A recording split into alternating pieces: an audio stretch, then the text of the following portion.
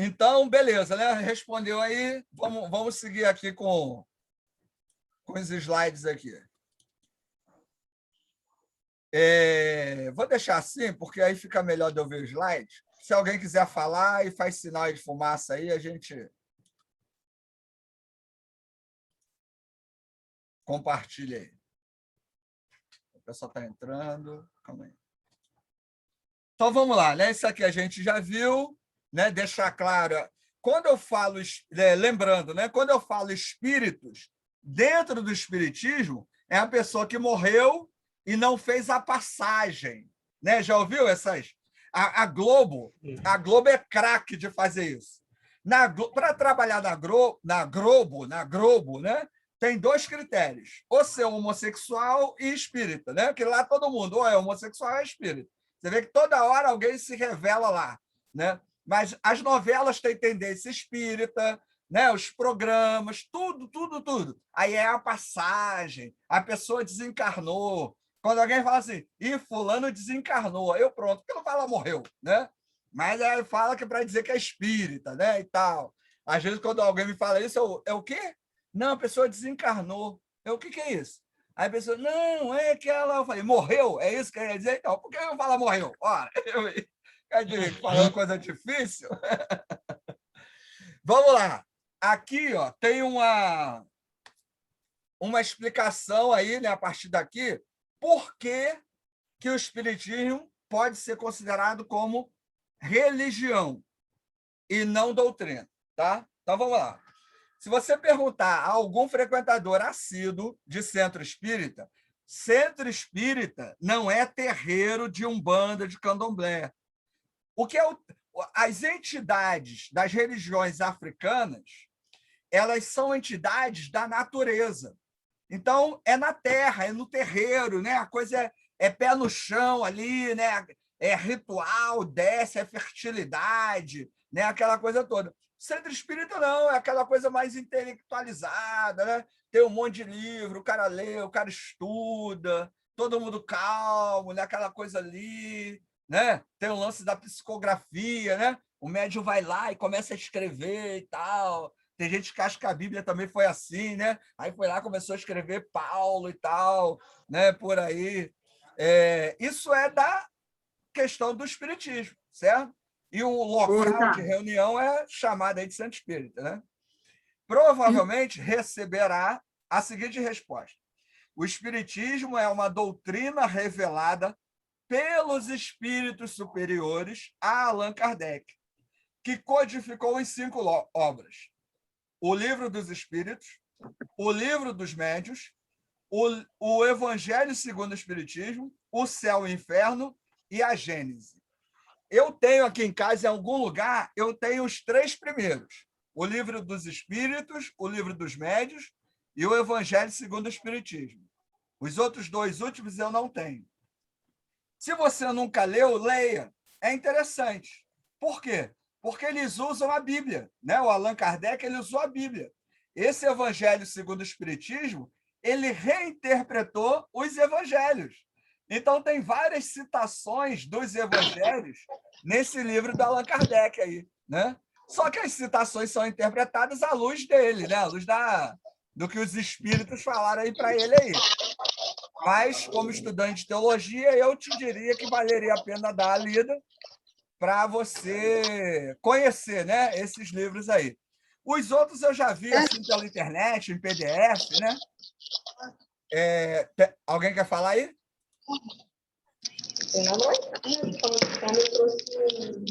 Não? Não, o microfone da Nancy que está ligado. Desligou. Então, assim, valeria a pena você dar uma lida aí, né, nesses livros para entender o pensamento deles, né? Obviamente, principalmente o Evangelho, gente. O Evangelho segundo o Espiritismo, o nome já diz, Evangelho segundo o Espiritismo. Não é a mesma coisa. Aí você conversa às vezes com o Espírito e ele fala assim, não, mas a gente lê a Bíblia também, só que interpreta de outra maneira. Então, é uma outra perspectiva religiosa. Fala aí, quem fala? Inclusive, eles sustentam a reencarnação numa passagem que eu não lembro agora. Eu tenho o Evangelho também. Não sei se é Marcos ou se é Lucas. Ele pega uma passagem lá e sustenta a reencarnação baseado naquilo ali. Tem 2 ou 3 textos que eles usam, não me lembro então, agora. Jair, a gente, em relação à reencarnação, não foi o Allan Kardec que inventou a reencarnação, certo? A reencarnação é um conceito religioso antigo, muito antigo. Existiam judeus que acreditavam na reencarnação. Sim, eu li isso. Isso era comum, certo? Tanto que quando todo mundo conhece a história do Monte da Transfiguração, né? Jesus está lá, aí aparece Elias e Moisés, né? E aí o pessoal fala, Jesus está com Elias e Moisés e tal. Isso é reencarnação, o espírito veio e voltou, está lá, né, e tal. Essa ideia de você morreu e voltar, né? Dentro dos grupos, inclusive a transfiguração é um dos textos que eles usam para tentar justificar essa ideia da reencarnação. Só que o texto da transfiguração ele é simbólico, ele está querendo dizer que a lei e os profetas apoiam Jesus. Moisés é a figura da lei e Elias é a figura dos profetas. Então, aquilo ali é um símbolo, né? Não é realmente um acontecimento. Mas, né, existiam judeus que acreditavam na reencarnação. Mas é um conceito muito complicado de você apoiar na Bíblia, por quê? Por causa da ressurreição. Né? A Bíblia cristã, né, que é o Velho e o Antigo Testamento, ela defende a ressurreição. Então, muito complicado defender isso dentro do cristianismo, apesar de alguns judeus acreditarem, né? Inclusive antes e durante a época de Jesus. Acho que era os saduceus, né, que acreditavam. Não lembro qual era o grupo, mas eu lembro que lembro. Eu já fiz um estudo tinha alguns grupos que acreditavam na reencarnação e não na ressurreição. Tanto que o capítulo 15 de 1 Coríntios ele é uma defesa à crença na ressurreição. Porque algumas pessoas em Corinto era uma igreja muito ruim, né, gente? Não valia nada. Tinha adúltero, ladrão, né? Gente de tudo quanto é tipo. Inclusive gente que não acreditava na ressurreição dentro da igreja, né? Ou igreja ruim, né? Então, a igreja não prestava mesmo. E aí Paulo escreve o capítulo 15 para defender, né, a ressurreição. Vamos lá. De acordo com Maria Laura Viveiros, de Castro Cavalcante, professora do Departamento de Antropologia Cultural da Universidade Federal do Rio de Janeiro e estudiosa do Espiritismo no Brasil, se você explica a realidade pela realidade transcendente, sua visão é religiosa. Isso quer dizer que, sim, o Espiritismo é uma religião, pois apresenta toda uma série de explicações espirituais e divinas para eventos tão... E aí está errado. Acho que é comuns. Botei comezinhos, mas assim, comuns. Eventos tão comuns. Calma aí. O que foi, criança? Você sabe que no celular? Tá em cima do sofá. Tá, tchau. A minha filha é o espírito. É o espírito aqui atrapalhando aqui. É o espírito encarnado, que ela não desencarnou, ela está encarnada, então está aqui atrapalhando a aula aqui. Então, ó, eventos tão comuns, né, quanto o mau humor do seu vizinho e tão devastadores quanto a morte de alguém em sua família. E o espiritismo faz isso, né? Por exemplo, se você não sabe o que fazer, se você não dorme bem à noite, se você ouve sons pela casa, né? Se você sente muita sede, aí ele fala que existem espíritos, né, que estão tentando falar com você. Né? Eu falei o negócio do arrepio, né? Isso quer dizer que você é sensitivo, né? Se você se sente cansado, se você fica cansado depois do almoço, é algum espírito querendo te dar sinal. Né? Assim, por aí. Se tem alguém no teu trabalho querendo passar sua perna, é um espírito mau usando aquela pessoa. Se a tua esposa acordou de mau humor, né? Se a tua esposa, né, 15 dias no mês, ela fica mal-humorada, reclama de tudo, quer bater em todo mundo, é que baixou o espírito nela aí, tá, né, precisando da limpeza espiritual. Essas explicações é típico da religião. É o que a gente faz, né? A gente tenta explicar aquilo que acontece com a gente a partir de nossas bases, né? Ah, perdi o emprego. Ah, Deus sabe de todas as coisas, né? Ah, Deus vai cuidar, né? E choveu. Ah, que bom, Deus ouviu minha oração. Ah, o ônibus foi assaltado, né? E eu nem entrei no ônibus. Ah, Deus me livrou. Sem dinheiro é o devorador. É, isso aí, boa. Ó, sem dinheiro é o devorador, né? Ah, tá doente, tá em pecado, né? A gente explica isso, né? Sem base, fundamento nenhum na Bíblia, e eles também explicam aí dizendo que são os espíritos. E nada melhor, né, gente, do que usar os espíritos para explicar qualquer coisa que aconteça. E, ó, esses são os espíritos. Você não está vendo espírito nenhum, não tem como né, pegar, falar nada, então tudo é culpa dos espíritos, né? Coitados, né? E principalmente essa questão de morte, né? Para eles é um começo. Vocês viram, tem um filme, né? Acho que é Além da Vida, tem que é uma cidade. Olha só que loucura, né? O filme, né? Aí você morre, vai para uma cidade, passa o tempo lá, fica lá, né? Conversa com as pessoas e tal, e depois você desce. Aí depois você vai de novo e depois você desce, né?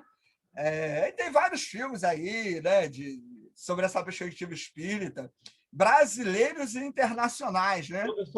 Professor, Sim. o maior deles, que foi o que fez uma propaganda marketing, a Globo, inclusive passava na sessão da tarde, um dia sim, um dia não, é Ghost, do outro lado da vida. Ghost, então, Ghost é um filme espírita. Foi o maior filme Isso aí, espírita da década de 90, que isso aí. foi a maior propaganda do espiritismo no mundo. Isso aí. E, Marcelo, você falou bem, eu lembrei do negócio. Eu lembro do pessoal da minha igreja, do meu líder de adolescente. Ah, gente, que filme bonito. Eu chorei vendo o filme. Eu olhei para ele assim. Falei, qual é, meu irmão? O cara homem, chorando por causa de Ghost, né? Já achei isso meio estranho dele, mas tudo bem.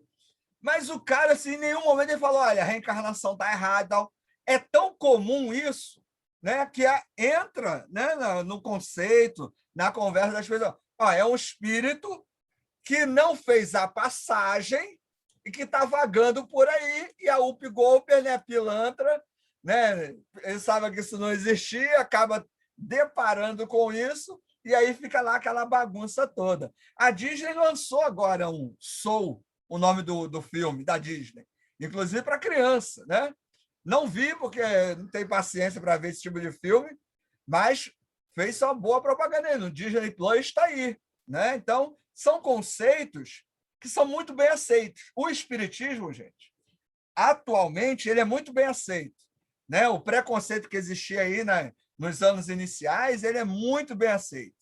Diferente Marcelo. hoje do protestantismo, né? Você dizer hoje que é evangélico, as pessoas olham para você com certo receio. Por que o espírita? Porque eles tendem a dizer que é uma religião com base científica, que eu acho muito interessante. Eu ouvi uma vez um líder de um centro espírita, ele falou, não, temos bases científicas. Aí eu estava no curso de mestrado, né, o cara falando isso, falei, eu não vou nem perguntar nada, meu irmão, porque como é que o cara fala de espírito com base científica? Eu vou perguntar, ele vai se enrolar, não vai dar certo, eu vou ser desrespeitoso com o cara, que o cara está vindo aqui dar uma palestra, eu vou ficar quieto. Aí o pessoal, assim, os colegas estavam perto, né, a gente olhou um para a cara do outro, eu falei, vamos ficar quieto, deixa o cara acreditar no que ele quer, porque assim, não tem lógica, né? Mas eles acham que é uma religião com base científica. Isso acaba criando uma certa, né, credibilidade, para alguns, né, pelo menos. Alguém ia falar aí?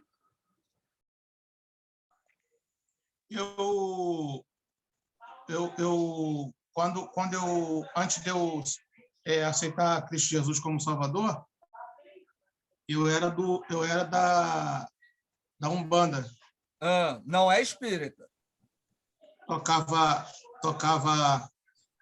atabaque, fazia aqueles trabalhos todos lá. Até em cemitério eu já entrei para pegar cabelo de defunto fresco para fazer trabalho. Eita! E aí chegou uma época que tinha algumas entidades lá que falavam que assim, contra você eu só posso fazer aquilo que o Pai Maior me permite. Eles diziam o Pai Maior que é Deus. E certas coisas eu não posso fazer contra você, que o Pai Maior não permite. A gente tem que pedir permissão ao Pai Maior, né? Que chama de Oxalá, que é Deus. Então, E Antônio, aí... Antônio, essa sua experiência não tem nada a ver com o espiritismo. Isso. O espiritismo não tem essa relação aí, não faz trabalho, não vai em cemitério, tem nada a ver, entendeu? Eu estou entendendo, eu só estou dando um... Dando o quê? Caiu. O Ricardo, me espírito dele permite? baixou. Ricardo, me permite? Fala aí, Juarez. O espírito do Antônio caiu. Fala aí, Juarez. Então, Nada, não. essa experiência do Antônio, né, tem a ver com aquela matéria angiologia ou demonologia, tanto faz, depende do foco doutrinário a respeito disso. Com certeza, quando nós cristãos defendemos a existência de anjos e demônios, e quando nós afastamos a ideia do homem estar presente, o espírito de um homem ou mulher estar presente aqui, porque nós sabemos que não existe uma ligação entre os mortos e nós, porque uma vez morto, após a morte desliga o segue-se o som aí, ó. juízo. Estão batendo aí na porta aí, ó. Desliga aí. Fala, Juarez. É minha filha que está batendo na carne aqui. Tá, foi mal. Então fala para ela Então, ficar quieta aí que está em aula. Estou brincando. Mas o interessante na experiência do Antônio é que quando o demônio lá manifesta, disse a ele que o Pai Maior não permite. As pessoas, às vezes, acham que Deus não tem domínio sobre essas potestades, que elas pertenceriam ao diabo. Somente o Deus Lúcifer poderia fazer isso, impedir ou não de alguém. Porque a Bíblia fala em alguns momentos em que o espírito malvino de Deus, por exemplo, perturbou Saul. Então, ou seja, Juarez, assim, essa sua fala, ela pertence a uma perspectiva sobre essa questão da angiologia ou demonologia, certo? Sim. Porque, assim, quando você configura uma entidade de uma religião afro-brasileira como demônio, isso é uma perspectiva cristã.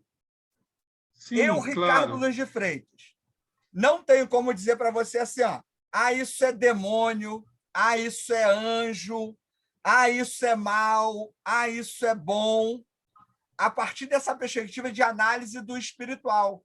Porque é algo confuso. A própria Bíblia, quando vai falar dessas questões, ela não é muito clara, certo? E aí é sempre um desafio, né, você lidar com isso. Por exemplo, você falando com alguém que é ligado à Umbanda ou ao Candomblé, se você chama aquela entidade de demônio, ela se sente ofendida. Sim. E se você fala na igreja que aquela entidade não é demônio, aí o pessoal vai dizer que você é herege, entendeu? Por quê? Por causa desses pontos de vistas diferentes.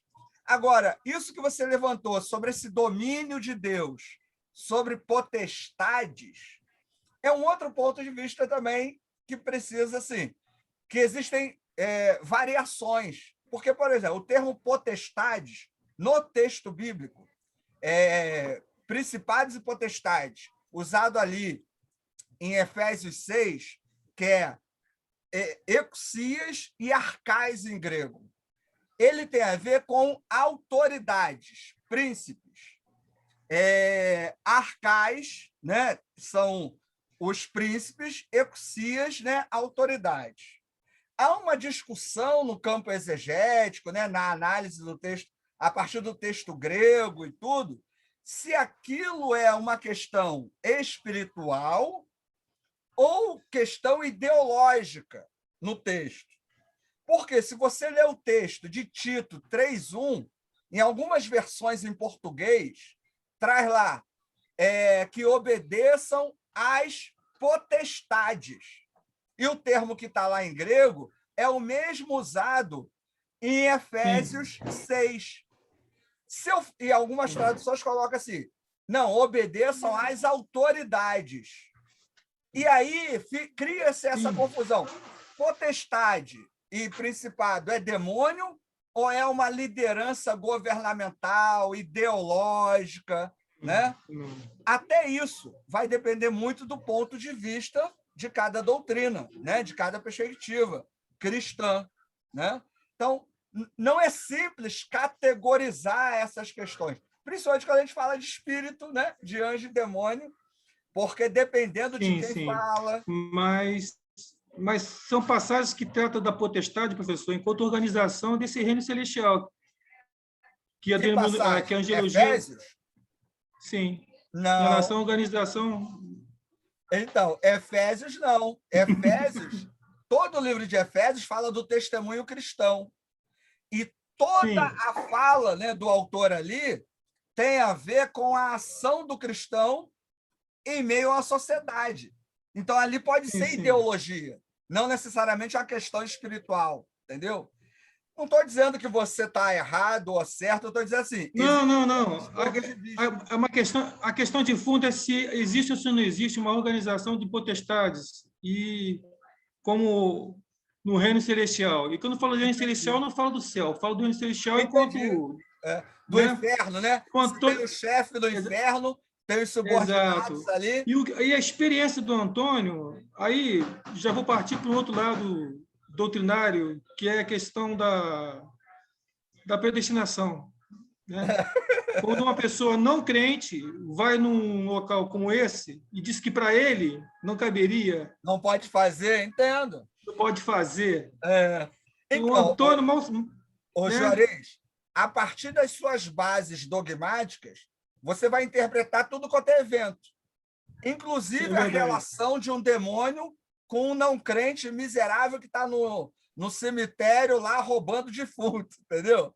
Agora, é uma perspectiva, certo? Existem outras análises que você vai entender que não existe hierarquia no inferno, que não tem domínio, não tem nada, não tem chefe, não tem nada, mas você tem um Deus que é soberano. Como lidar com essas coisas vai depender do texto, vai depender do Novo ou Antigo Testamento, vai depender da doutrina, vai depender da religião, inclusive. No Espiritismo, como é que isso acontece? Não acontece. Não tem esse negócio de hierarquia. São espíritos que estão por aí, uns são bons, outros são maus. O espírito mau, que a gente chama de demônio, eles enganam, né? Eles fazem brincadeira, eles alienam as pessoas. Então, a pessoa que morreu, que é má e que não fez a passagem, ela seria o que nós chamamos, os cristãos, de demônio, que fica aí atrapalhando a vida dos outros, que fica dando depressão, que dá angústia, que dá o mal-estar, que dá a dor de cabeça. Então, cada religião vai chamar de um jeito, certo? E esse é um cuidado que a gente tem que ter, né? Porque cada religião tem a sua característica. E cada doutrina cristã também vai ter a sua. Você, assim, tudo que você falar, qual é a sua base? São os seus pressupostos teológicos, né? E assim com cada um. Essa questão do reino celestial ser organizado, a gente poderia falar do que aquilo que Lutero diz, que o diabo é diabo de Deus. Vai até onde Deus permite. Foi o que aconteceu com o Antônio. Então, é uma perspectiva. Entendeu? O que eu poderia dizer para você é isso. É uma perspectiva. Sim. Entendeu? Agora, com uma exegese séria, diga-se de passagem. Hã? Séria. Com uma exegese séria. Pô, cara, até a questão da exegese é complicado, porque a exegese tem a ver com a época, entendeu? Tem a ver com a cultura da época. Sim. Lutero, que é um cara que eu admiro muito, ele era um cara da era medieval. Então, a exegese... Mas e Agostinho? E Agostinho? Ambrósio? Ambrósio, Atanásio, Agostinho. Século III, mestre. Admiro todos eles, mas eles estavam limitados pela época deles, entendeu? Mas no Assim século como eu XIII, e você professor. estamos pela nossa. Daqui a 100 anos, vai ter alguém, né? Vai ter pessoas que vão estar muito mais à frente do que eu e você, do que Lutero e Calvino. Então, por quê? Porque a exegese hermenêutica ela tem a ver com essa perspectiva da época, né? Do conhecimento daquele período, da forma de entendimento de mundo.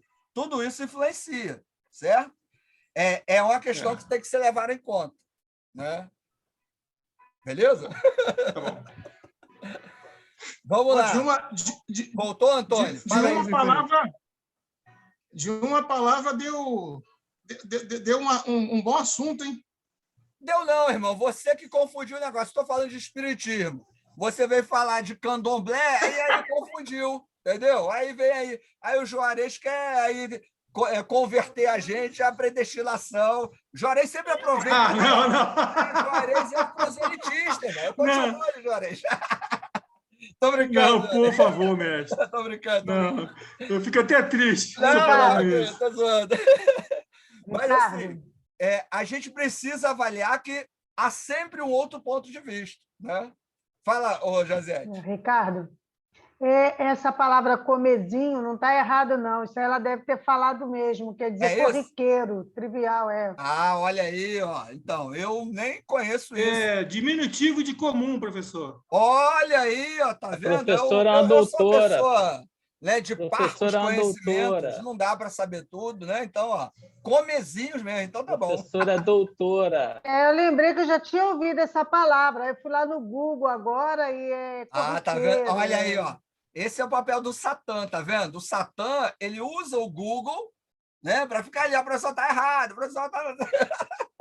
Tô brincando, José. Não, porque eu pensei, senão você ia lá para trocar. Você falou que colocou errado. Eu ia botar comuns, né? Tão comuns, então você ia né? lá Mas trocar. é um outro nível, né, gente? Outro nível de conversa, né? Professor. Uma doutora que fez, né? Cala a boca, Jair. Fala, alguém que quer falar aí. Sou eu, Ana Paula. Fala. O que você me diz de Saul procurando uma médium? Do episódio lá em 1 Samuel 28? Isso, porque é ali... Então, Ana Paula, o que acontece? Porque ali ninguém consegue interpretar isso direito. Mas não tem que interpretar. Aquele é um texto narrativo. Ele apenas está dizendo o que aconteceu. Como é que dá para entender esse texto? A Bíblia, em nenhum momento, não só esse texto, mas você lê de Gênesis a Malaquias, em nenhum momento a Bíblia diz assim, ó, você não pode falar com os mortos. Não há condições de você falar com os mortos. Tem algum texto que fala isso? Não. A Bíblia, ela proíbe a gente de falar com os mortos. Qual foi o problema de Saul? Ele fez algo que estava proibido. Aí ele vai lá e fala com o espírito. Não era o espírito de Samuel. Era um espírito que parecia o de Samuel. Ele foi lá, se confundiu, né, e achou que era o espírito. Mas aquele texto é uma demonstração de que isso que o espiritismo, de repente, fala, de que tem espírito por aí, isso pode ser uma possibilidade. Ah, é demônio. Aí é o que eu te falo. Não sei. Ah, é anjo. Não sei. Mas a Bíblia não fala. Tem uma parábola que Jesus fala lá, né? Que o rico e o Lázaro. Aí Lázaro está no seio de Abraão e o rico está no Hades. Aí um olha para o outro. Olha a perspectiva. Esse de Samuel, o pecado de Saul, qual é? Ele foi lá, falou com a necromante. Isso era proibido. Mas nenhum texto diz assim, você não pode falar com os mortos. Ah, meu pai morreu. E aí os mortos ali, no caso de Samuel, que não era, né? Então. Mas falou para ele o que ia acontecer com ele, né? Falou que ele ia morrer. Mas falou coisas que Samuel já disse que iriam acontecer. Ele não falou novidade. Em vida. Samuel em vida, né? Não falou novidade, certo? Sim. Agora, o que eu acho desafiador nesse texto é que ele não fala assim, ó, é impossível falar com os mortos. Não se fala isso na Bíblia. Né? Professor, você está levantando um ponto aí. Assim, aí você fala assim, então amanhã eu vou lá no Centro Espírita falar com a minha mãe. Não pode. Não. Por quê? Porque a Bíblia proíbe. É o que eu falei, meu pai morreu quando eu tinha 18 anos. Tô com saudade dele, vou lá no Centro Espírita. Não posso, é pecado. A Bíblia proíbe. Será que eu vou conseguir falar com meu pai? A Bíblia não diz assim, não, não vai conseguir. Ela diz, não fale com os mortos. Então, aí cada um com seu cada um, né? Aí uns dizem, não, o morto, o espírito que está lá é um demônio. A outra, não, é um anjo de luz. Não, é um serafim. Não, é um querubim. Não, é um bispo da Universal. Não, é não sei o quê. Aí, meu irmão, cada um vai interpretar de uma maneira. Mas esse texto, eu acho assim, ele é uma narrativa. Saul fala com um espírito que parecia com o de Samuel, que não diz nenhuma novidade, mas o texto não diz que é impossível falar com espíritos, né? Então, pode ter espírito aí, aí do teu lado, aí do teu lado aí, dá tchauzinho aí, espírito. Professor, me permite ler a passagem? Qual? De Samuel? Não, de Juarez, está acabando o nosso tempo. Por quê? Você quer ler 1 Samuel 28 toda? Não, Deuteronômio 18, de 9 a 14. Mas para quê? Fala. Ficou incomodado, né? Que pode falar com o espírito, né? Quando entrares na terra que o Senhor teu Deus te der, não aprenderás a fazer conforme as abominações daquelas nações. Entre ti não te achará quem faça passar pelo fogo a seu filho ou a sua filha, nem adivinhador, nem prognosticador, nem agoreiro, nem feiticeiro, nem encantador, nem quem consulte o espírito adivinhador, nem mágica, nem quem consulte os mortos. Pois todo aquele que faz tal coisa é abominação ao Senhor, e por essas abominações do Senhor teu Deus os lançará fora de ti.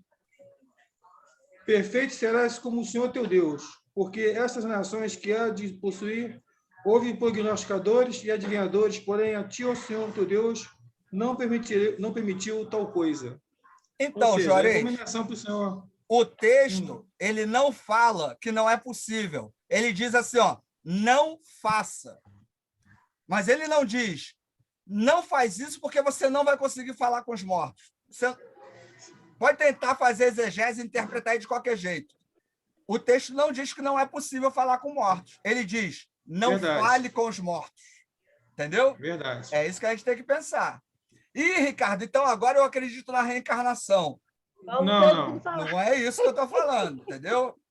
O texto, ele é lembrando, esse é um texto narrativo. Ele não estabelece doutrina, não está querendo ensinar nada, ele está demonstrando os vários motivos pelos quais Saul caiu.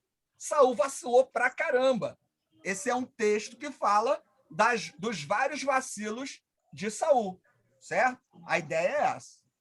Tranquilo? Ricardo, fala. E até na parábola do rico e Lázaro, quando o rico pede para voltar, para alertar os seus irmãos, Jesus diz para ele, não fala que ele não conseguiria, ele diz que não adiantaria, porque se eles não ouvirem os profetas, não vai adiantar o morto ir lá falar.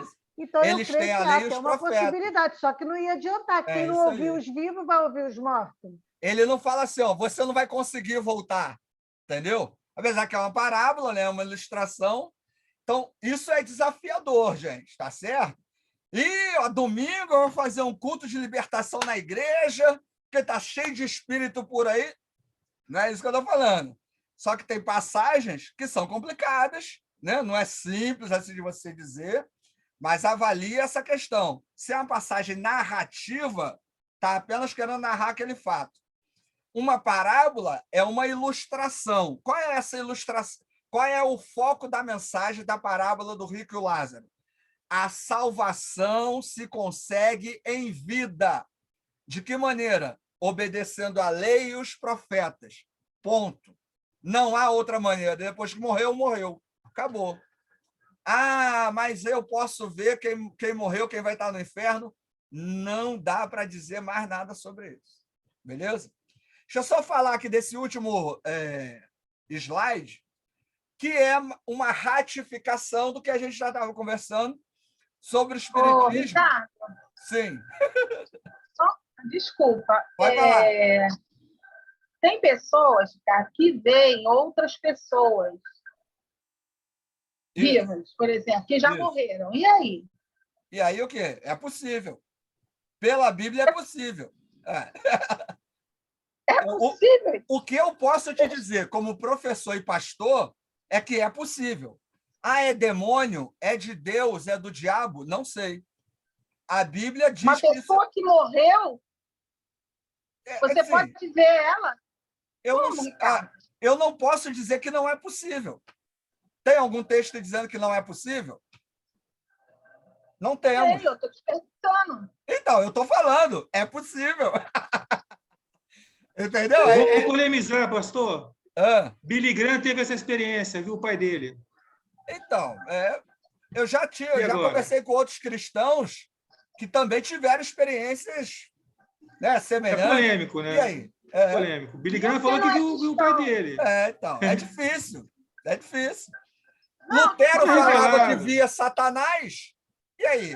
A minha sobrinha, a minha irmã morreu em janeiro. Ah, Janeiro não. Minha irmã morreu em fevereiro. Vai fazer 2 meses que ela faleceu, né? certo. E minha sobrinha viu ela lá na casa dela, onde elas moram. Então, Nancy, não dá para avaliar esse tipo de situação. Bom, Por ela quê? disse que viu, né? Então, pode ser uma questão emocional, pode ser uma questão psiquiátrica, pode ser uma questão espiritual. E aí, cada caso tem que ser avaliado com muito cuidado, com muito respeito, né? Mas não é simples, certo? Eu não posso virar para você e falar, isso é demônio, ó. Leva a tua sobrinha num culto de descarrego para liberar ela. Não posso falar isso. Né? Tem que dar atenção, tem que acompanhar, tem que ver o que é. São vários fatores. Tem gente que é esquizofrênico, aí vive vendo coisa por aí. E aí?